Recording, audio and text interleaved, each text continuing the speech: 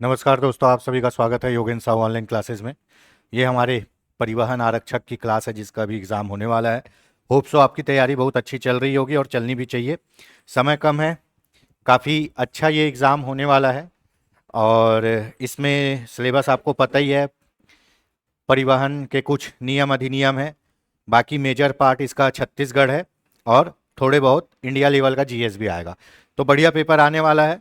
Paper एकदम moderate रहेगा, hard नहीं जाएगा, मॉडरेट टू इजी ही रहेगा और बढ़िया क्वेश्चन आएंगे। हाँ, लेकिन क्वेश्चन जो आएंगे वो एनालिसिस बेस्ड आएंगे, वन लाइनर क्वेश्चन की संभावना बहुत कम है। करंट अफेयर्स पे विशेष ध्यान रखिएगा, ठीक है। लास्ट क्लास में अपन ये रूल पढ़ लिए थे, आपको पता है। जो आयताकार होता है, ब्लू होता है, वो सूचनात्मक संकेत होता है। जो वृत्ताकार होता है, रेड होता है, वो अनिवार्य संकेत है। और जो ट्रायंगल होता है, त्रिभुज और रेड होता है, वो कौशन संकेत है, चेतावनी संकेत, ठीक है। नो पार्किंग में क्या करते हैं? नो पार्किंग में वाहन को खड़ा करना मना है। नो पार्किंग और आपका वाहन रोकना, दोनों में आपको डिफरेंस पता होना चाहिए। नो पार्किंग मतलब आप वाहन को बहुत देर खड़े करके वाहन से बाहर निकल के कहीं जा रहे हो, वो है पार्किंग। और वाहन रोकना मतलब आप गाड़ी के अंदर ही हो, किसी कारण से रोड के किनारे वाहन को रोके हो, उसको बोलेंगे वाहन रोकना। तो नो पार्किंग और वाहन रोकना, नो स्टॉपिंग, दोनों में डिफरेंस आपको पता होना चाहिए, है ना। नो पार्किंग में वाहन खड़ा करना मना है और नो स्टॉपिंग में वाहन रोकना भी मना होता है, ठीक है। प्रतिबंधित स्थान ऐसे स्थान जहां पे आपको पार्किंग नहीं करनी है, जैसे चौराहों के पास पार्किंग नहीं करनी है। आप याद रखना कि कभी भी चौक चौराहों पे गाड़ी की पार्किंग नहीं करनी है, धीरे धीरे ट्रैफिक जाम होगा जो दुर्घटना का कारण बढ़ेगा। मोस्ट इंपॉर्टेंट, ढलान पर पार्किंग, हैंड ब्रेक जरूरी, ठीक है। मैं बताया भी था कि गाड़ियों में, फोर व्हीलर में एक पैर पे ब्रेक होता है जो गाड़ी चलाते समय रोकते हैं, ठीक है। और जब गाड़ी को खड़ा करते हैं तो हैंड ब्रेक लगाते हैं, जिससे गाड़ी ढूले मत, जिससे गाड़ी आगे मत बढ़े, ठीक है। तो ये भी पूछ सकता है कि जब गाड़ी को पार्क करते हैं तो कौन सा ब्रेक लगाते हैं? हैंड ब्रेक लगाते हैं, ठीक है। उसके बाद लाइसेंस से संबंधित प्रावधान पढ़ लेते हैं। लाइसेंस का क्या है? लाइसेंस से क्वेश्चन आने ही आने वाले हैं। कुछ यानों के लिए शिक्षार्थी अनुज्ञप्ति दिए जाने पर प्रतिबंध। आपको लाइसेंस कैसे कैसे मिलेगा उस पर बात कर रहे हैं। परिवहन वाहन जैसे बस, ट्रक, आपको पता है कोई भी कमर्शियल वाहन आप तभी चला पाओगे जब आपकी एज 20 साल हो। कोई भी कमर्शियल वाहन आप तभी चला पाओगे जब आपकी एज 20 साल हो। पेन कहाँ है इसका?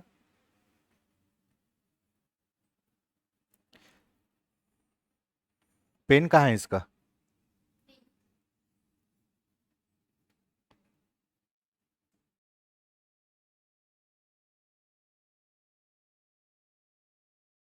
ठीक है, कोई भी कमर्शियल वाहन आप तभी चला पाओगे जब आपकी एज 20 साल हो, ठीक है।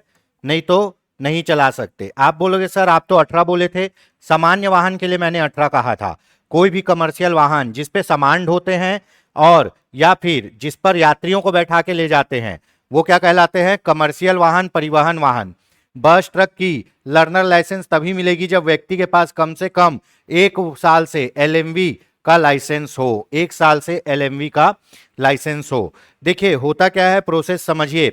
सबसे पहले जब आप 18 साल के होगे,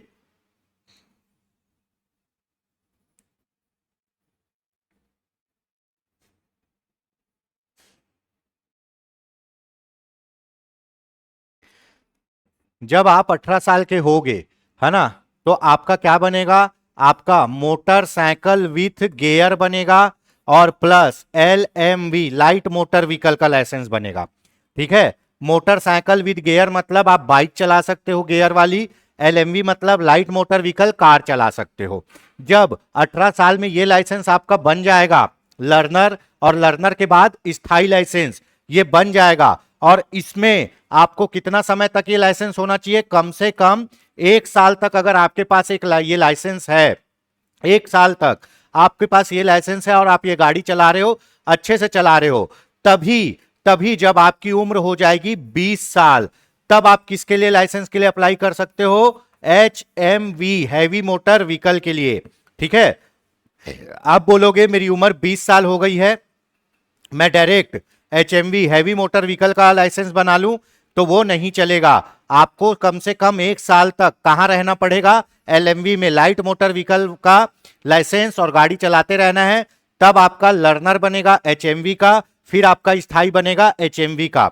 ठीक है, तो आपको पता है 18 साल में लाइट मोटर व्हीकल है ना LMV और मोटरसाइकिल विद गियर ये पढ़ा चला सकते हो, और 20 साल में फिर ट्रक और बस चला सकते हो। डायरेक्ट ट्रक और बस आप नहीं चला सकते, है ना। ई रिक्शाई गाड़ी पर भी यह नियम लागू नहीं है, ये एक चीज याद रखिएगा, ई रिक्शाई गाड़ी पर यह नियम लागू नहीं है। ठीक है, ये आपके मोटर मतलब जिसमें इंजन रहता है, इंजन वाली गाड़ियों पर ई व्हीकल पर लागू नहीं है। 18 साल से कम उम्र के व्यक्ति को बिना गियर वाली बाइक लर्नर लाइसेंस अभिभावक की लिखित अनुमति के बिना नहीं मिलेगा। ये लाइन याद रखना चाहिए, है ना। 3 कैटेगरी था, 18, 20 और एक है 16+। अगर आपका बच्चा या आप खुद 16 साल से ज्यादा के हो गए हो तो आप कितने सीसी की गाड़ी चला सकते हो? 50 सीसी की गाड़ी चला सकते हो। और 50 सीसी की गाड़ी तभी चलाओगे जब आपके अभिभावक बोलेंगे कि हम अपने बच्चों की गारंटी लेते हैं, आप इसको 50 सीसी की गाड़ी चलाने दे दो। तब क्या होगा, आपको 50 सीसी की, 50 सीसी मतलब लूना पहले चलती थी ना, लूना चला सकते हो आप। स्कूटी भी नहीं चला सकते, स्कूटी 100 सीसी की होती है। ठीक है, तो 16+ वाले बच्चे 50 सीसी की कोई भी गाड़ी चला सकते हैं, तभी चला पाएंगे जब उनके अभिभावक बोले कि भैया चलाने दो। अगर कुछ होगा तो अभिभावक को सजा होगी। ठीक है, उसके बाद जब आप 18 में पहुंच जाओगे तो 18 में आपका लर्नर लाइसेंस बनेगा। लर्नर लाइसेंस 6 माह तक वैलिड रहता है ना। 6 माह में आपको उसको स्थायी लाइसेंस में बनवाना है, लेकिन लर्नर मिलने के 1 माह बाद ही आप स्थायी के लिए आवेदन कर सकते हो। उसके बाद जब आपका 18 साल वाला स्थायी लाइसेंस बन जाएगा, मोटरसाइकिल विद गियर और लाइट मोटर व्हीकल, उसको लाइसेंस को चलाते हुए आपको 1 साल हो जाएगा। उस 1 साल बाद आप हैवी मोटर व्हीकल के लिए क्या करोगे, लर्निंग लाइसेंस लोगे। फिर हैवी मोटर व्हीकल में स्थायी लाइसेंस लोगे, तब आप क्या चलाओगे, हैवी मोटर व्हीकल जो कमर्शियल हो। ठीक है, यहां तक हो गया। ई रिक्शा पर यह नियम लागू नहीं होता है। चलिए, बहुत बढ़िया डिस्कशन हो गया। लाइसेंस से क्वेश्चन पूछेगा और ये वाले पॉइंट से क्वेश्चन पूछना 1,00,000% श्योर है ना। चालान अनुज्ञप्ति ड्राइविंग लाइसेंस आवेदन कौन कर सकता है जी? जो व्यक्ति ड्राइविंग लाइसेंस के लिए अयोग्य नहीं है वह आवेदन कर सकता है। ड्राइविंग लाइसेंस के लिए वही आदमी आवेदन कर सकता है जो लाइसेंस करने के योग्य हो, अयोग्य ना हो। अब मान लो कोई आदमी मानसिक रूप से विक्षिप्त है तो वो ड्राइविंग लाइसेंस के लिए आवेदन नहीं कर सकता। मान लो वो कोई व्यक्ति अगर शारीरिक रूप से गंभीर विकलांगता से ग्रसित है तो वो ड्राइविंग लाइसेंस के लिए नहीं कर सकता। मान लो कोई व्यक्ति, ठीक है, मल्टीपल डिसऑर्डर से ग्रसित है तो वो भी नहीं कर सकता, क्योंकि ड्राइविंग लाइसेंस के लिए आपको मेडिकल सर्टिफिकेट भी मांगता है। कहां किया जाएगा? आरटीओ ऑफिस में, रीजनल ट्रांसपोर्ट ऑफिस। हमारे दुर्ग जिले में है आरटीओ ऑफिस, रायपुर में है, हर जिले का आरटीओ ऑफिस होता है। ठीक है, हर जिले का आरटीओ ऑफिस होता है और जिले का हर एक अलग कोड होता है। जैसे हमारे यहाँ CG 01, इसके पूछने के चांसेस कम है लेकिन मैं बता देता हूं। CG 01 की गाड़ी में कौन घूमेगा? CG 01 की गाड़ी में घूमेंगे राज्यपाल, है ना। राज्यपाल की गाड़ी का नंबर रहेगा CG 01, है ना, जिसको बोलते हैं राजभवन की गाड़ियां CG 01। उसके बाद CG 02, ठीक है, CG 02 कौन सा? पूरे मंत्रालय, है ना, मंत्रालय की गाड़ियां रहेंगी। पूरे मंत्री, नेता, मुख्यमंत्री सब CG 02 में। ठीक है, फिर CG 03 आएगा। CG 03 में कौन आएंगे? पुलिस आएगी। कौन आएंगे? पुलिस घूमती है CG 03 में। उसके बाद CG 04 में क्या है हमारा? राजधानी रायपुर, है ना, राजधानी रायपुर। ठीक है, तो ऐसा है। ये शुरू के 4-5 इंपॉर्टेंट है, ये पूछ सकते हो। दुर्ग जिले का है CG 07, ठीक है। राजनांदगांव का है CG 08, बिलासपुर का है CG 010। ठीक है, चलिए यहां तक हो गया। बलौदा बाजार भाटापारा का CG 21 या 22 होगा। ठीक है, चलिए ये हो गया। तो भैया आपको कहां आवेदन करना है? लाइसेंस के लिए आवेदन करना है आरटीओ ऑफिस में आवेदन करना है। ठीक है, ठीक, आरटीओ ऑफिस को बोलते हैं क्षेत्रीय परिवहन कार्यालय, रीजनल ट्रांसपोर्ट ऑफिस। आवेदन के साथ से क्या लगेगा? निर्धारित फॉर्म। अगर आप 18+ वाला चला रहे हो, 18+ वाला बनवाओगे तो फॉर्म 4 लगेगा। और 20 साल वाला हैवी मोटर व्हीकल बनाओगे तो फॉर्म 5 लगेगा, पहले बता चुके हैं, देख लेना। ठीक है, उसके बाद आवेदन के साथ निर्धारित फॉर्म, फीस, दस्तावेज लिखेंगे लगेंगे। ठीक है, ड्राइविंग टेस्ट, जब आप लर्निंग बनवाने जाओगे तो ड्राइविंग टेस्ट नहीं होता है। लर्निंग में आपको लाइसेंस दे देगा, आपको गाड़ी चलाना सीखना है उसमें, है ना। लर्निंग के बाद जब स्थायी लाइसेंस बनवाओ जाओगे तब वहां पे ड्राइविंग टेस्ट होगा, फेल हो जाओगे तो फिर से होता है। ठीक है, चलिए, ड्राइविंग टेस्ट आपके स्थायी लाइसेंस में होगा। टेस्ट की छूट, पहले उसी श्रेणी का लाइसेंस रहा हो 5 साल की समाप्ति के भीतर। अब मान लो आपके पास एलएमवी का लाइसेंस है और एलएमवी का लाइसेंस आपके पास पहले से है, आप लाइसेंस नवीनीकरण करवाने के लिए गए हो या नया बनवाने के लिए गए हो, तो आपके पास ऑलरेडी लाइसेंस है, मतलब आपको गाड़ी चलाना होता हो, आता हो, तब आपको क्या मिलेगा, छूट मिलेगी। लर्नर लाइसेंस हो, ठीक है, कई जगह आपके लर्नर लाइसेंस में टेस्ट होगा, कई जगह आपके दोनों में टेस्ट होगा। मोस्टली लर्नर में क्या होता है, आदमी अच्छे से सीखा नहीं रहता है, इसीलिए उसको लर्नर लाइसेंस दिया जाता है। जब वो अच्छे से सीख जाता है तब उसका लाइसेंस स्थायी किया जाता है, तब ड्राइविंग टेस्ट भी होता है। ठीक है, उसके बाद विदेश का वैध लाइसेंस हो या गैर परिवहन वाहन के लिए मान्यता प्राप्त संस्था का प्रमाण पत्र हो, तब आपको छूट मिल जाएगा ड्राइविंग टेस्ट से। ठीक, मेडिकल फिटनेस, यदि जरूरत हो तो मेडिकल सर्टिफिकेट देना जरूरी होता है। ठीक है, लाइसेंस बनाने के लिए बहुत जरूरी है कि आप मेडिकली फिट हो, है ना, शारीरिक और मानसिक रूप से फिट हो। पर यहाँ पे आप लोग क्या करते हो, एजेंट से बनवाते हो, इसलिए ज्यादा सर्टिफिकेट लगता नहीं है। नियम से जाओगे तो बहुत सर्टिफिकेट लगेगा। परिवहन वाहन, कमर्शियल व्हीकल, न्यूनतम शैक्षणिक योग्यता जरूरी, मान्यता प्राप्त ड्राइविंग स्कूल का प्रमाण पत्र जरूरी। अगर आपको कमर्शियल वाहन चलाना है तो न्यूनतम शैक्षिक योग्यता जरूरी होती है। 8वीं पास 10वीं पास मांगता है ड्राइविंग लाइसेंस के लिए, 8वीं पास तो शायद मांगता ही है। ठीक है, ताकि आप ट्रैफिक सिग्नलों को समझ सको, 8वीं पास मांगता ही है, 8वीं पास 10वीं पास। और अगर आपको कमर्शियल लाइसेंस बनवाना है तो आपको कोई ड्राइविंग स्कूल से सीखने का प्रमाण पत्र चाहिए कि आपने ड्राइविंग सीखी हुई है इस स्कूल से। इसीलिए देखना, सुबह सुबह 4-5 बजे 6 बजे कभी निकलोगे तो रोड में आपको ड्राइविंग स्कूल की कार दिखेगी जो ड्राइविंग सिखा रहे होते बच्चे को। फेल होने पर टेस्ट दोबारा दे सकते हैं तथा 3 बार फेल होने का पर 60 दिन के बाद फिर मौका दिया जाएगा। आप फेल हो जाते हैं ड्राइविंग टेस्ट में तो आपको 3 बार मौका दिया जाएगा, 7 दिन 7 दिन 7 दिन। उसके बाद भी फेल होते हो तो 60 दिन बाद फिर आपको मौका दिया जाएगा, बोलेगा जा फिर से सीख के आओ। टेस्ट उसी वाहन से होगा जिस श्रेणी के लिए लाइसेंस चाहिए। गियर बाइक पास, बिना गियर बाइक अपने आप शामिल है। ठीक है, अब मान लो आप जिस श्रेणी का लाइसेंस बनवाना चाहते हो, अपन पढ़े हैं कौन कौन से लाइसेंस होते हैं, मोटरसाइकिल, मोटरसाइकिल विथ गियर, ठीक है, उसके बाद LMV, फिर HMV। अगर आप सिर्फ मोटरसाइकिल विथ गियर के लिए लाइसेंस बनवा रहे हो, अगर आप मोटरसाइकिल विथ गियर के लिए लाइसेंस बनवा रहे हो तो ड्राइविंग टेस्ट दिलाने जाओगे तो आपको बाइक चलवाएगा गियर वाली। ठीक है, गियर वाली बाइक चलवाएगा। अगर आप LMV के लिए लाइसेंस बनवा रहे हो, लाइट मोटर व्हीकल, कार के लिए, तो आपको वहां पे कार चलवाएगा।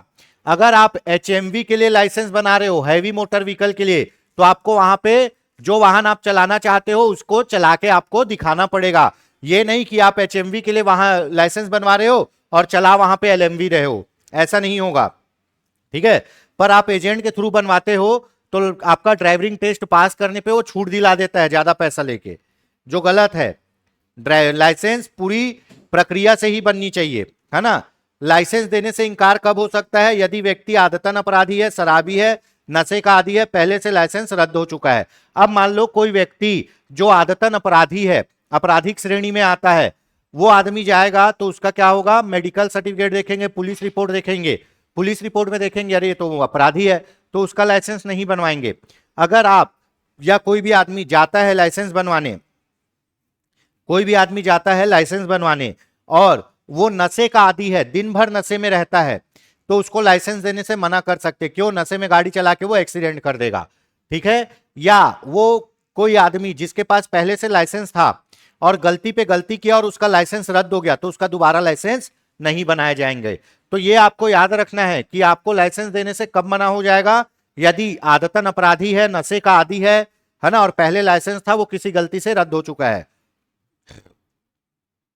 जब भी लाइसेंस देने के लिए मना किया जाएगा तो आपको कारण दिया जाएगा कि भैया हम आपको इस कारण से लाइसेंस नहीं देंगे।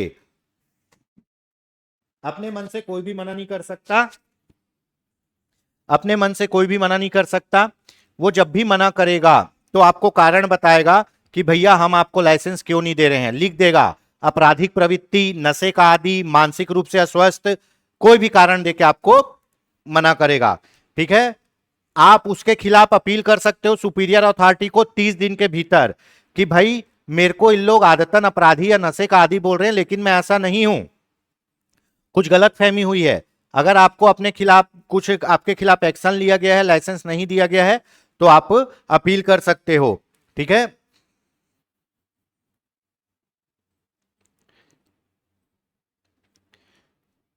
पहले से जारी बाइक लाइसेंस गिना बिना गियर दोनों के लिए मान्य है। ठीक है, देखो अगर आपके पास मोटरसाइकिल का लाइसेंस है ऑलरेडी और उसके बाद बैटरी वाली गाड़ी आ गई, तो बैटरी वाली गाड़ी के लिए आपको लाइसेंस लेने की जरूरत नहीं है। मोटरसाइकिल के लाइसेंस से आप स्कूटी भी चला सकते हो, मोटरसाइकिल भी चला सकते हो, बैटरी वाली स्कूटी भी चला सकते हो। ठीक है, जब आपके पास बड़ी गाड़ी चलाने का लाइसेंस है तो आप छोटी गाड़ी चला सकते हो, वही चीज बोल रहा है। ई रिक्शा, ई गाड़ी, इसके लिए लाइसेंस अलग नियमों के अनुसार जारी होगा, ई रिक्शा ई गाड़ी के लिए। ठीक है, चालान अनुज्ञप्ति की वैधता, कौन सा लाइसेंस कितने समय तक, कौन सा लाइसेंस कितने समय तक वैलिड रहेगा। ठीक है, लर्नर लाइसेंस है ना, लर्नर लाइसेंस पता है आपको 6 माह तक वैलिड रहता है। वैधता 6 माह लाइसेंस जारी होने की तारीख से, वैधता कितना, 6 माह लाइसेंस जारी होने की तारीख से। ठीक है, यह हम पूछेगा ही पूछेगा कि लर्नर लाइसेंस कितने माह तक वैध रहता है, 6 माह तक जारी होने की तारीख से। और लर्नर लाइसेंस मिलने के कितने माह बाद स्थायी लाइसेंस के लिए आवेदन कर सकते हैं, 1 माह बाद। ठीक है, चलो परिवहन यान ट्रांसपोर्ट व्हीकल के लिए, सामान्य परिवहन वाहन के लिए 3 वर्ष, खतरनाक ज्वलनशील वाहन के लिए 1 वर्ष, नवीनीकरण के लिए 1 दिन का रिफ्रेशर कोर्स अनिवार्य है। यह इंपॉर्टेंट है। जो आपका परिवहन ट्रांसपोर्ट व्हीकल है, ट्रांसपोर्ट व्हीकल का जो लाइसेंस रहेगा सामान्य के लिए 3 साल तक वैलिड रहेगा वो। ठीक है, 3 साल तक वैलिड रहेगा। अगर ट्रांसपोर्ट व्हीकल है तो उसका लाइसेंस, मान लो मैं एक ट्रक चलाता हूं और ट्रक चलाने का मेरे पास लाइसेंस है, उस ट्रक में अपन सामान भर के ले जाते हैं, तो मुझे जो लाइसेंस मिलेगा 3 साल तक वैलिड रहेगा।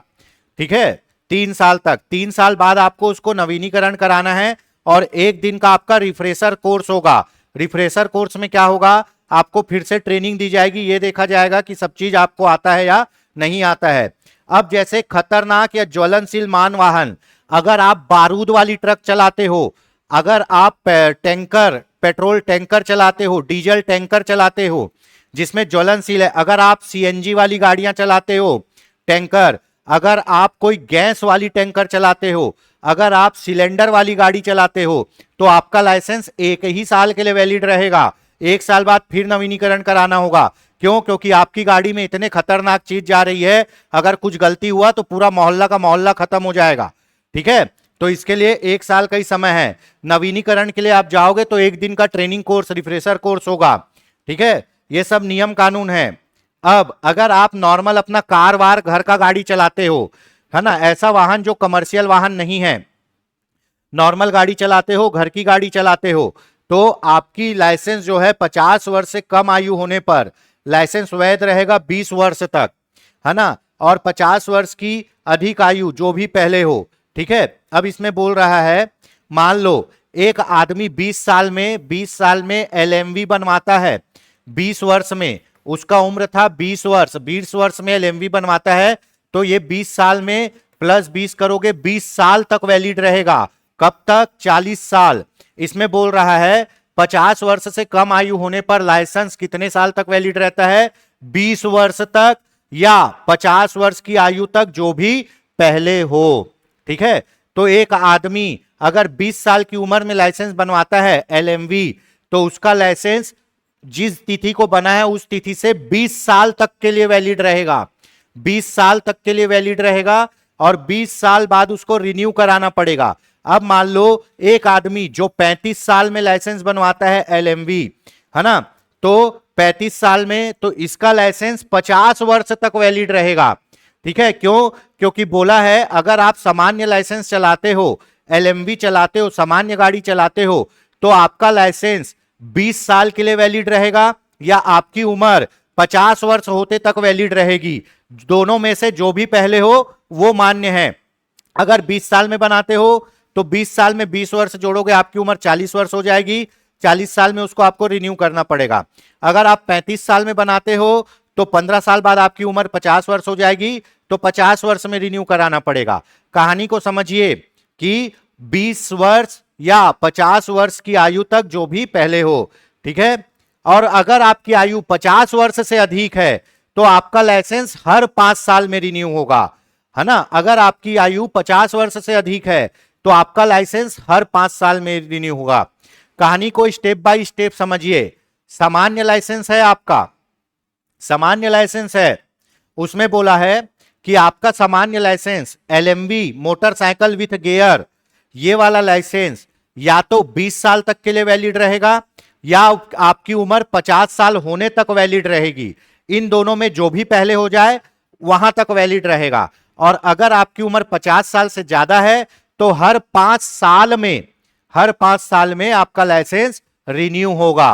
ठीक है। अगर आप कमर्शियल वाहन चलाते हो तो हर 3 साल में, कमर्शियल वाहन चलाते हो तो हर 3 साल में आपका लाइसेंस रिन्यू होगा।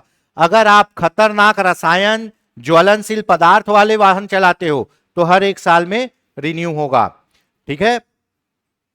चलो, चालान अनुज्ञप्ति का नवीनीकरण। नवीनीकरण कौन करेगा? कोई भी अनुज्ञापन प्राधिकारी नवीनीकृत कर सकता है। देखो, आपका लाइसेंस एक्सपायरी हो गया, उस लाइसेंस को वापस रिन्यू कहां करवाना है? वहीं करवाना है जहां आप बनवाए थे, आरटीओ ऑफिस में। आरटीओ अधिकारी रिन्यू करेगा। ठीक है।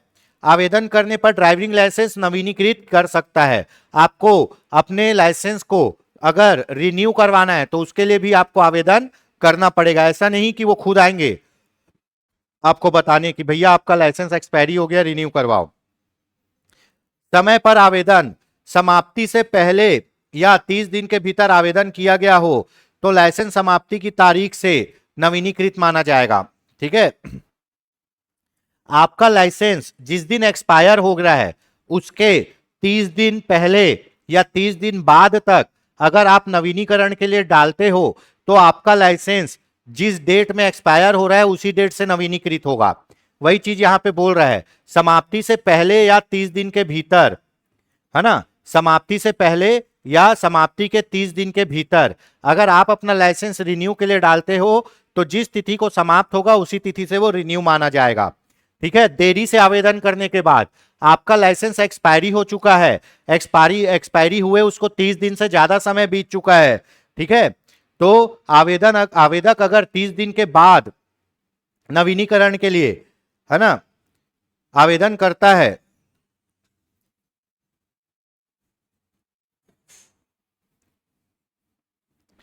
अगर आवेदक लाइसेंस एक्सपायर होने के 30 दिन के बाद नवीनीकरण के लिए आवेदन करता है तो उसका जो नवीनीकरण के साथ नया डेट के साथ बन के जो लाइसेंस आएगा वो नवीनीकरण कब हुआ है उसी तिथि से आएगा।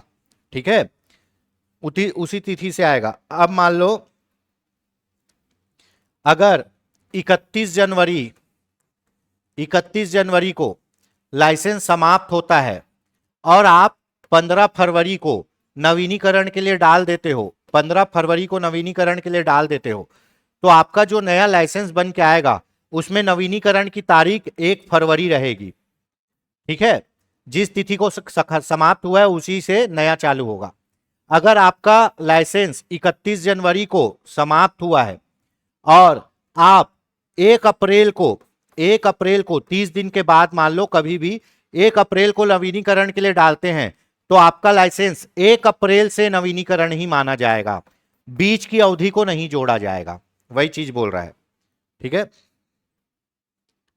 मेडिकल सर्टिफिकेट जरूरी।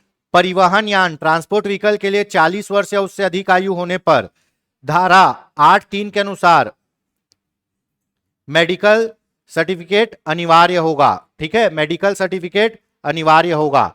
है ना, ये मेडिकल सर्टिफिकेट ही लिखा होगा। ठीक है, चलो यहां तक हो गया।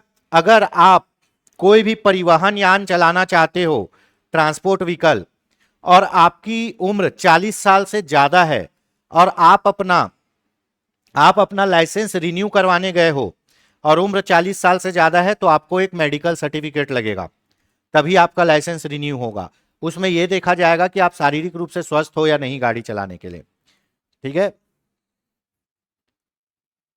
नवीनीकरण शुल्क, अगर आप 30 दिन के भीतर, वही मतलब सामान्य अवधि में, या तो लाइसेंस समाप्त होने के पहले या समाप्त होने के बाद 30 दिन के भीतर आप रिन्यू के लिए डालते हो, तो जो नॉमिनल फीस है वही लगेगा, है ना। अगर 30 दिन बाद लेट आप क्या करते हो, रिन्यू करवाने के लिए डालते हो, तो आपको लेट फीस लगेगा, फाइन लगेगा। फाइन में छूट तब मिलेगा जब आप उचित कारण बताओ। ठीक है, चलो 5 साल से अधिक एक्सपायर होने पर, यदि लाइसेंस 5 वर्ष से अधिक एक्सपायर हो गया है, तब नवीनीकरण तब होगा जब ड्राइविंग टेस्ट पास करोगे। बहुत बढ़िया, आपका लाइसेंस एक्सपायरी हो गया और आप एक्सपायरी होने के 30 दिन के पहले ही रिन्यू के लिए डालते हैं, तो आपका कोई ड्राइविंग टेस्ट नहीं होगा, सामान्य फीस लगेगा, कोई फाइन नहीं लगेगा। अगर आपका ड्राइविंग लाइसेंस एक्सपायर हो चुका है और एक्सपायर होने के 30 दिन के बाद आप रिन्यू करवाने जाते हो, तो आपको लेट फीस लग सकती है। अगर आपका लाइसेंस एक्सपायर हुए 5 साल से अधिक हो गया है, यह समय याद रखिएगा, अगर आपका लाइसेंस एक्सपायर हुए 5 साल से अधिक समय हो गया है, तो नवीनीकरण तब होगा जब आपका फिर से ड्राइविंग टेस्ट होगा, कुल मिला के आपका नया लाइसेंस बनेगा, है ना। आवेदन अस्वीकार होने पर दी गई फीस आंशिक या पूर्ण वापस की जा सकती है। अगर आपका नवीनीकरण या लाइसेंस बनाने का आवेदन अस्वीकार कर दिया जाता है, तो आपका फीस पूरा या कुछ भाग वापस किया जा सकता है। ठीक है, अलग प्राधिकारी द्वारा नवीनीकरण, जिसने लाइसेंस जारी नहीं किया था, वह प्राधिकारी मूल प्राधिकारी को सूचना देगा। ठीक है, आपका लाइसेंस जिस अधिकारी ने जारी किया होगा, मान लो आरटीओ ऑफिसर या कुछ भी, आरटीओ इंस्पेक्टर और आरटीओ ऑफिसर जिसने भी जारी किया होगा, अगर उसी रैंक का आदमी आपका लाइसेंस नवीनीकृत करता है, तब तो ठीक है। अगर कोई डिफरेंट रैंक का आदमी आपका लाइसेंस नवीनीकृत करता है, तो वो उस रैंक के आदमी को सूचित करेगा। ठीक है, अब अनुज्ञप्ति देने से इंकार, प्रतिसहरण के आदेश तथा अपील। अगर आपके लाइसेंस को देने से मना कर रहे हैं, तो आप अपील कहां करोगे। कोई बोल रहा है भैया हम आपको लाइसेंस देंगे ही नहीं, तो ये तो गलत बात है, आपका भी अधिकार है, तो आप कहां अपील करोगे। ठीक है, कब आदेश दिया जाएगा, लाइसेंस प्राधिकारी लिखित आवेदन देगा यदि वह शिक्षार्थी अनुज्ञप्ति देने से इंकार करे, चालान अनुज्ञप्ति देने से इंकार करे, लाइसेंस का नवीनीकरण करने से इंकार करे, चालान अनुज्ञप्ति का प्रतिसहरण रद्द करे, किसी नए वाहन वर्ग को जोड़ने से इंकार करे। ठीक है, कहानी समझिए, आप लाइसेंस बनाने गए, आपको लाइसेंस देने से मना कर रहा है, तो जो भी अधिकारी आपको लाइसेंस देने से मना करेगा, वो लिखित रूप में आपको सूचित करेगा और लिखित आदेश देगा, लिखित रूप से आपको सूचित करेगा और लिखित आदेश देगा। ठीक है, कि भैया मैं क्यों नहीं दे रहा हूं, कारण बताएगा आपको कि मैं क्यों आपको लाइसेंस नहीं दे रहा हूं। ठीक है, उसके बाद लर्नर लाइसेंस देने से भी मना करेगा, तो भी लिखित में आदेश देगा। स्थायी लाइसेंस देने से मना करेगा, तो भी लिखित में आदेश देगा। लाइसेंस रिन्यू करवाने गए हो, बोलेगा नहीं कर रहा हूं, तो भी लिखित में आदेश देगा। ठीक है, अगर वो आपका लाइसेंस रद्द कर रहा है किसी कारण से, उसको भी लिखित में बताएगा कारण सहित। अगर आप बोल रहे हो मेरे पास एलएमवी लाइसेंस है, लाइट मोटर व्हीकल चलाने का लाइसेंस है, और मैं चाह रहा हूं कि मेरे को एचएमवी हैवी मोटर व्हीकल मिल जाए चलाने के लिए लाइसेंस में, और वो बोल रहा है नहीं मैं तुमको एलएमवी ही चलाने दूंगा, तो मेरे को क्यों एचएमवी चलाने वो नहीं दे रहा है, क्यों मना कर रहा है, उसका भी कारण लिखित में देगा। ठीक है, तो याद रखना, जब भी आपका आवेदन फॉर्म रिजेक्ट होगा, जिस कारण से भी रिजेक्ट होगा, वो कारण आपको लिखित में दिया जाएगा। ठीक है, आदेश की अनिवार्य बातें, आदेश की सूचना आवेदक धारक को दी जाएगी। भैया मेरा लाइसेंस रद्द हो रहा है, मेरा लाइसेंस रिन्यू नहीं हो रहा है, मेरे लाइसेंस में नया कैटेगरी जुड़ नहीं रहा है, इसकी सूचना परिवहन अधिकारी मेरे को लिखित में देगा। ठीक है, इंकार या प्रतिसहरण के कारण लिखित रूप में बताए जाएंगे। क्यों नहीं दे रहा है और क्यों लाइसेंस रद्द कर दिया गया है, इसका भी कारण लिखित रूप में बताया जाएगा। अब आपको लगता है कि आप लाइसेंस पाने के अधिकारी हो, आपको लाइसेंस मिलना चाहिए, और जो अधिकारी है वो गलत तरीके से आपका आवेदन रद्द कर रहा है, तो भैया आपको अपील का अधिकार है। आपको जिस तारीख को आपका आवेदन रद्द हुआ है, आपको सूचना मिली है, उसके 30 दिन के भीतर आप सक्षम अधिकारी के पास अपील कर सकते हैं। ठीक है, पीड़ित व्यक्ति 30 दिन के भीतर अपील कर सकता है। अपील विहित अपील अधिकारी के पास करनी पड़ेगी, वहां अपील अधिकारी होते हैं। ठीक है, तो सक्षम अपील अधिकारी के पास आप कर सकते हैं। अगर 30 दिन बाद आप अपील करते हैं और बोलते हैं कि भैया मेरे को लेट हुआ है, इसका एक उचित कारण है, तो 30 दिन के बाद भी आप अपील कर सकते हैं। सामान्य परिस्थिति में आप 30 दिन में अपील कर सकते हैं। विशेष परिस्थिति में अगर आपके पास जेन्युइन कारण है लेट होने का, तो आप बता के कर सकते हैं अपील। अपील की प्रक्रिया, अपील अधिकारी आवेदक को सुनवाई का मौका देगा, आदेश देने वाली प्राधिकारी को भी सुनेगा। अपीली प्राधिकारी का निर्णय मूल प्राधिकारी पर बाध्यकारी होगा। ठीक है, अब मान लो मेरे को आरटीओ डिपार्टमेंट के क्लर्क ने बोल दिया कि मैं आपको लाइसेंस नहीं दूंगा। मैं गया, मैं अपीली अधिकारी, जो भी सक्षम अधिकारी हो, अपीली अधिकारी, वहां पे मैंने क्या किया, आवेदन किया कि भैया मैं लाइसेंस के लिए आवेदन किया था, मेरा आवेदन निरस्त कर दिया गया है, मुझे मना कर दिया गया। अपीली अधिकारी दोनों को बुलाएगा, मेरी बातों को भी सुनेगा और जो मेरा आवेदन निरस्त किया है उसकी बातों को भी सुनेगा, और जो उचित निर्णय हो वो लेगा, और ये निर्णय दोनों को मानना पड़ेगा। ठीक है, चलो, हेलमेट और सीट बेल्ट अनिवार्य है, इसको पहनना जरूरी है। शराब पीकर वाहन चलाना एक अपराध है। मोबाइल का उपयोग वाहन चलाते समय नहीं करना है। ट्रैफिक संकेतों का पालन जरूर करना है। जहां पे ट्रैफिक संकेत खराब हो वहां ट्रैफिक पुलिस के निर्देशों का पालन करना है। जहां ट्रैफिक संकेत ट्रैफिक पुलिस नहीं है वहां प्राथमिकता के नियम का पालन करना है। प्राथमिकता का नियम क्या होता है? प्राथमिकता का नियम होता है सबसे पहले दाईं ओर से आने वाले लोगों को रास्ता दो। ठीक है, चलो यहां तक हो गया। आगे देखें, यातायात नियम एवं वाहन दस्तावेज, कौन कौन से डॉक्यूमेंट चाहिए रहते हैं। ठीक है, आवश्यक वाहन दस्तावेज, आरसी, रजिस्ट्रेशन सर्टिफिकेट, ये आपकी गाड़ी का आधार कार्ड होता है। जो आरसी होता है, आरसी रजिस्ट्रेशन सर्टिफिकेट, वो आपकी गाड़ी का आधार कार्ड होता है। इसमें आपकी गाड़ी के पूरे डिटेल होते हैं, आपकी गाड़ी कौन सी कंपनी की है, कौन सी कंपनी ने आपकी गाड़ी को बनाया है, ठीक है, कितने सीसी की आपकी गाड़ी है। ठीक है, धारा 41 के अनुसार, किसके, धारा 41 के अनुसार आपको आरसी सर्टिफिकेट मिलता है। ठीक है, ये आरसी सर्टिफिकेट, रजिस्ट्रेशन सर्टिफिकेट आपकी गाड़ी को जिंदा करता है। जिंदा मतलब रोड में चलने लायक बनाता है। इसमें आपकी गाड़ी का नंबर, आपकी गाड़ी का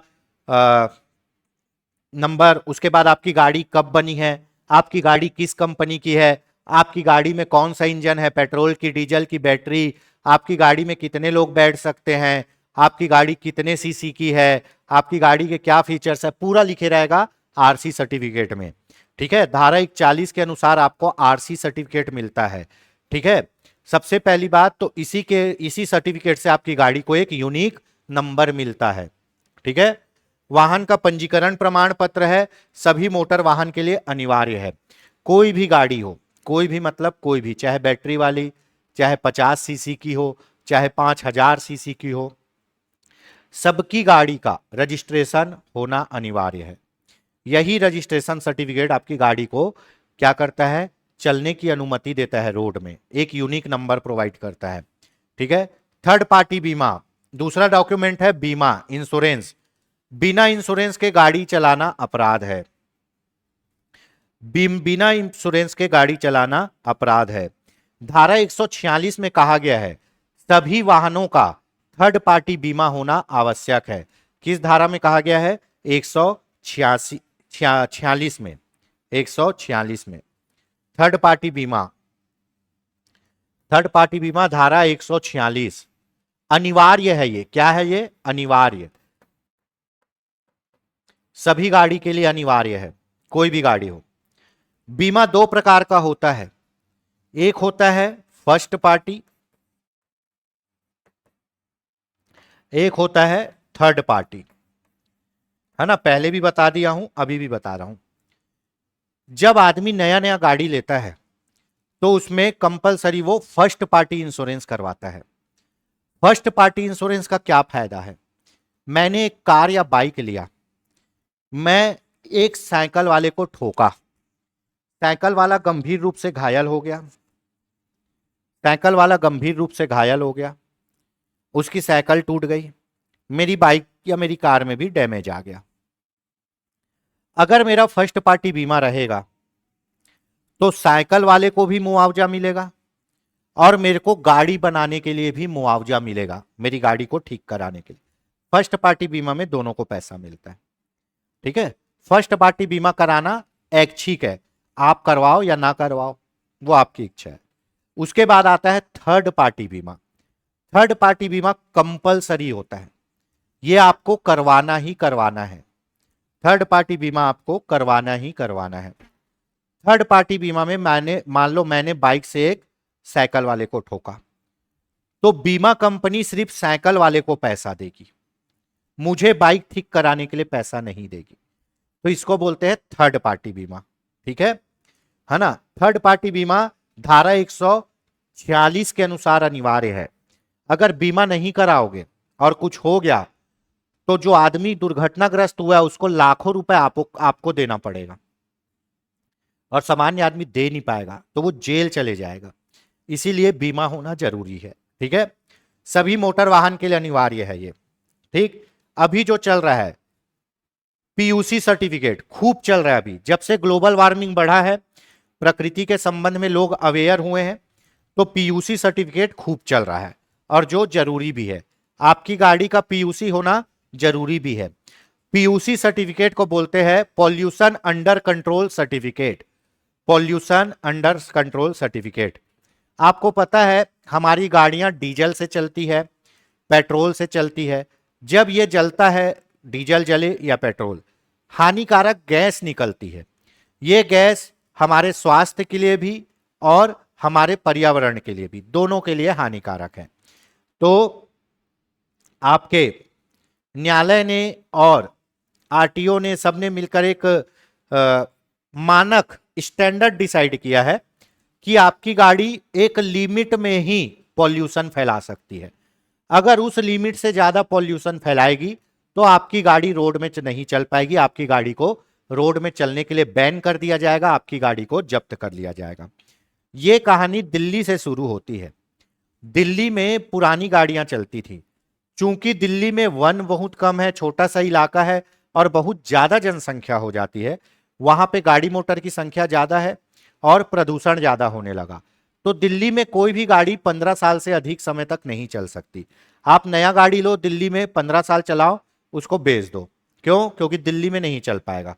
क्यों? क्योंकि 15 साल बाद वो ज्यादा पॉल्यूशन करेगी, ठीक है। तो आपकी गाड़ी एक लिमिट तक ही पॉल्यूशन कर सकती है और आपकी गाड़ी लिमिट के अंदर पॉल्यूशन फैला रही है, इसके लिए आपको क्या करना पड़ता है? पॉल्यूशन टेस्ट कराना पड़ता है। हर साल बनता है ये, पॉल्यूशन टेस्ट कराना पड़ता है। और आपको पॉल्यूशन टेस्ट में पास हो जाओगे आपकी गाड़ी, तो आपकी गाड़ी को क्या मिलेगा? एक सर्टिफिकेट मिलेगा, हरे कलर का, हरे कलर का गोल सा, हरे कलर का चौकोन स्टिकर मिलेगा, सर्टिफिकेट। उसको बोलते हैं पीयूसी सर्टिफिकेट, ठीक है। पीयूसी का मतलब होता है pollution under control certificate, pollution under control certificate, ठीक है। आपकी गाड़ी के साइलेंसर में सेंसर डालते हैं और चेक करते हैं वो कितना धुआं दे रही है, ठीक है। वायु प्रदूषण नियंत्रण प्रमाण पत्र वाहन से निकलने वाले धुओं की जांच करता है। अब जाहिर सी बात है ये उस वाहन के लिए जरूरी है जो वाहन धुआं छोड़ती है, जो केरोसिन से चलती है, जो पेट्रोल से, पेट्रोल को गैसोलीन बोलते हैं, जो केरोसिन मतलब मिट्टी तेल, गैसोलीन मतलब पेट्रोल और डीजल, ठीक है। ये तीनों से चलने वाली गाड़ियां धुआं छोड़ती है, इन्हीं का टेस्ट होगा। इलेक्ट्रिक वाहन का पीयूसी टेस्ट नहीं होता, याद रखिए, ठीक है। पीयूसी प्रमाण पत्र, वायु प्रदूषण को नियंत्रित करना, पीयूसी ना होने पर जुर्माना लगाया जाता है। पीयूसी ना होने पर जुर्माना लगा देंगे और ज्यादा रहेगा तो आपकी गाड़ी जब्त कर लेंगे। सुरक्षा नियम, दोपहिया वाहन चालक के लिए हेलमेट अनिवार्य, दोपहिया वाहन चालक के लिए हेलमेट अनिवार्य है ना। हेलमेट अनिवार्य है धारा 129 के तहत, हेलमेट अनिवार्य है धारा 129 के तहत। हेलमेट का तो धारा 1,00,000% श्योर है, पूछेगा, ठीक है। हेलमेट अनिवार्य कौन सी धारा, 129 के तहत। और अगर हेलमेट आप नहीं पहनोगे, हेलमेट आप नहीं पहनोगे तो चालान होगा धारा 194 के तहत। किसके तहत, धारा 194 डी के तहत, धारा 194 डी के तहत। मोटर व्हीकल एक्ट बोलता है धारा 129 में आपको हेलमेट पहनना अनिवार्य है। अगर आप हेलमेट नहीं पहनोगे तो धारा 194 डी के तहत फाइन काट देंगे। अब बात यह आती कि हेलमेट पहनना किसको है। हेलमेट दोनों को पहनना है। दोपहिया में 2 लोग बैठते हैं, हम लोग तो नियम बना लिए दोपहिया में 3 बैठाने का, जो गलत है। दोपहिया में 2 लोग बैठते हैं और दोनों को हेलमेट पहनना जरूरी है। हम लोग ये सोचते हैं मैं तो हेलमेट पहना हूं, है ना, पुलिस नहीं पकड़ेगा। भैया नियम यह है कि दोपहिया में 2 लोग जा रहे हैं तो दोनों को हेलमेट पहनना जरूरी है ना। जो सिख समुदाय के लोग होते हैं जो जूड़ा या पग रखते हैं, पग बांधते हैं, उनको हेलमेट से छूट है। उनको हेलमेट से इसलिए छूट है क्योंकि वो हेलमेट पहन नहीं सकते, ठीक है। तो सिख समुदाय को इससे छूट है।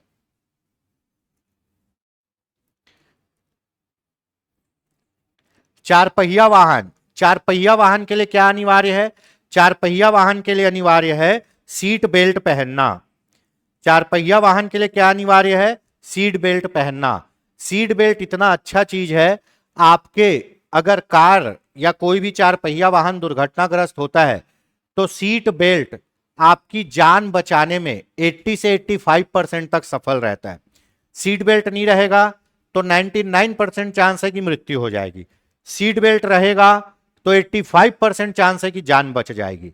सीट बेल्ट बहुत जरूरी है, जितने लोग गाड़ी में बैठे हैं उतने लोगों के लिए, ठीक है। शराब पीकर वाहन चलाना क्या है, नशे की स्थिति में ड्राइविंग करना, स्थिति दंडनीय अपराध है। शराब पीकर वाहन चलाना क्या है, दंडनीय अपराध है। दंड क्या होगा, जुर्माना लगेगा या फिर कारावास। प्रभाव प्रतिक्रिया क्षमता का कम होना। अब ये पूछ सकता है शराब पीने से क्या होता है। शराब पीने से आपका जो कॉन्शियसनेस रहता है, जो आपकी जागरूकता रहती है, प्रतिक्रिया रिस्पॉन्स करने का जो क्षमता रहता है वो कम हो जाता है। आप अगर नॉर्मल गाड़ी चला रहे हो 40-50 में, ड्रिंक नहीं किए हो, कोई भी सामने आएगा आप तुरंत ब्रेक मार के रुक सकते हो। अगर वही आप शराब पी के गाड़ी चला रहे हो और 40 की स्पीड में भी जा रहे हो, अगर झटके से कोई आया तो नहीं रुकेगी गाड़ी, आप ठुकाओगे और निपट जाओगे। क्यों, क्योंकि शराब पीने से हमारा नर्वस सिस्टम स्लो हो जाता है और जहां नर्वस सिस्टम स्लो हुआ वहां आप रिस्पॉन्स करना कम कर दोगे। मोबाइल का उपयोग क्या है, वाहन चलाते समय मोबाइल पर बात नहीं करना है। परिणाम यातायात नियम का उल्लंघन, हानि चालक का ध्यान सड़कों से हट जाता है, दंड जुर्माना। अब होता क्या है, जब आप किसी से बात करते हो तो आपका ध्यान उस आदमी की तरफ जाता है और आपका ध्यान अगर फोन में जा लगा है और आप गाड़ी चला रहे हो, अचानक से कोई आ गया तो गाड़ी रुकेगी नहीं, एक्सीडेंट हो जाएगा, है ना। नशे की जांच, नशे की जांच के लिए कौन सा इक्विपमेंट, ब्रेथ एनालाइजर यूज किया जाता है। अभी हमारे दुर्ग भिलाई में खूब चल रहा है। कोई भी आदमी, कोई भी कमर्शियल वाहन, कोई भी ऑटो रिक्शा, कमर्शियल वाहन अगर नशा करके ड्राइवर गाड़ी चला रहा है तो सीधा सीधा 10,000 रुपए फाइन है। सोच लो, मान लो कोई ऑटो वाला है, कोई ट्रक वाला है, उसको रुकवाएगी ट्रैफिक पुलिस और ब्रेथ एनालाइजर में फूकवाएगी। फूकने पर अगर यह पाया जाता है कि वह आदमी नशे में है और एक निर्धारित समय, एक निर्धारित मात्रा से ज्यादा उसके शरीर में अल्कोहल है, तो उसका सीधा सीधा नशे का चालान कटेगा 10,000 रुपए, ठीक है। सामान्य दंड, जुर्माना, गंभीर उल्लंघन, लाइसेंस रद्द। याद रखना, अगर कोई आदमी नशे में गाड़ी चला रहा है तो अगर नॉर्मल है तो ठीक है, फाइन काट देंगे, चालान। अगर वो बहुत ज्यादा नशे में है तो उसका लाइसेंस भी रद्द किया जा सकता है। बार बार अगर वो नशा करके वाहन चलाता है और पकड़ाता है तो उसको कड़ी सजा दी जाएगी। जुर्माने का उद्देश्य नियम का पालन सुनिश्चित करना, कानून मोटर वाहन अधिनियम के तहत। सड़क दुर्घटना, यह पूछा जाएगा सड़क दुर्घटना का सबसे बड़ा कारण क्या है? सड़क दुर्घटना का सबसे बड़ा कारण है मानवीय त्रुटि, है ना। ह्यूमन एरर के कारण ही सड़क दुर्घटना होती है। ठीक है। तेज गति से वाहन चलाना, ओवर स्पीडिंग, धारा 184।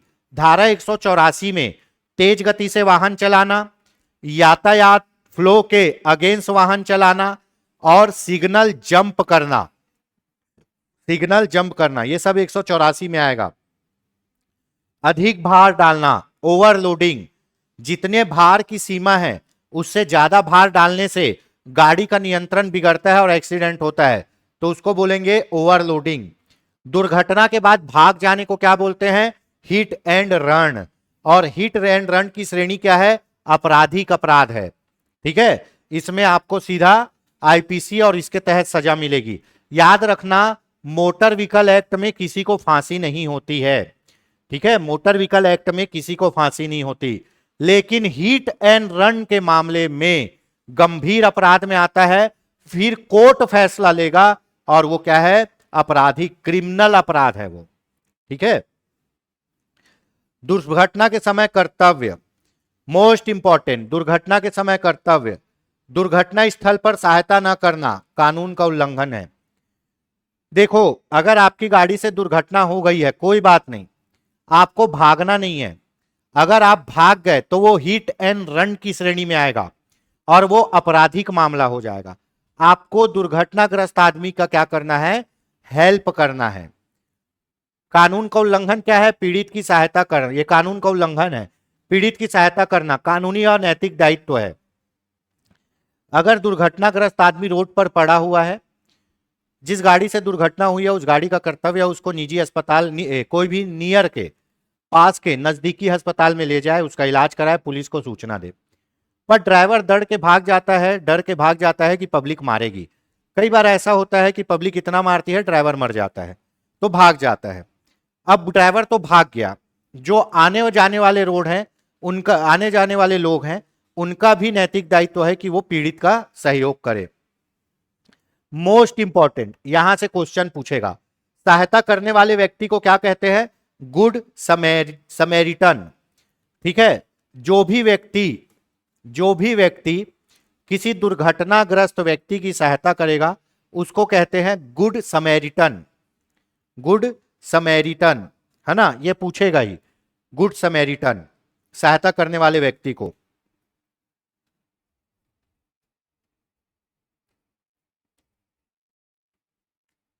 ठीक। निष्कर्ष, सभी दस्तावेज आरसी, बीमा, पीयूसी एक साथ रखना अनिवार्य है। पूछ सकता है आपकी गाड़ी में क्या क्या दस्तावेज होने चाहिए? सबसे पहले गाड़ी का आरसी सर्टिफिकेट, रजिस्ट्रेशन सर्टिफिकेट। दूसरा, गाड़ी का आरसी तो हो गया, ड्राइवर का लाइसेंस। तीसरा, बीमा, इंश्योरेंस। चौथा, पीयूसी सर्टिफिकेट। जो कार वार है, छोटे वाहन, इनमें ये 4 होना जरूरी है। बड़ी गाड़ियों में और बड़े ज्यादा डॉक्यूमेंट लगते हैं। ठीक है। आरसी, गाड़ी का रजिस्ट्रेशन सर्टिफिकेट, इंश्योरेंस किए उसका कागज, ड्राइवर का लाइसेंस और गाड़ी का PUC certificate, pollution under control certificate होना अनिवार्य है। कोई भी सर्टिफिकेट नहीं रहा तो चालान हो जाएगा। सुरक्षा नियम, हेलमेट, सीट बेल्ट का पालन करना। नशे और मोबाइल में गाड़ी चलाना नहीं चाहिए। यातायात नियमों का पालन करना नैतिक जिम्मेदारी है। कानूनी और नैतिक दोनों जिम्मेदारी है। अब पूछेगा क्वेश्चन, यातायात नियमों का पालन करना क्या है? कानूनी जिम्मेदारी है, नैतिक है, कानूनी और नैतिक है। तो भैया ये कानूनी और नैतिक दोनों है। नियम के अनुसार, कानून के अनुसार पालन तो करना ही करना है, लेकिन आप जिस समाज में रहते हो उस समाज के अनुसार आपकी नैतिक जिम्मेदारी है कि आप ट्रैफिक रूल का पालन करो। क्यों? क्योंकि रोड में समाज के लोग ही चल रहे हैं, आप उन्हीं को ठोकोगे, है ना। तो आपका सामाजिक और नैतिक, कानूनी और नैतिक दोनों जिम्मेदारी है क्या? ट्रैफिक रूल्स का पालन करना। ठीक है। चलिए आज के लिए इतना ही रखते हैं, मिलते हैं नेक्स्ट क्लास में। जय हिंद, जय भारत, जय छत्तीसगढ़।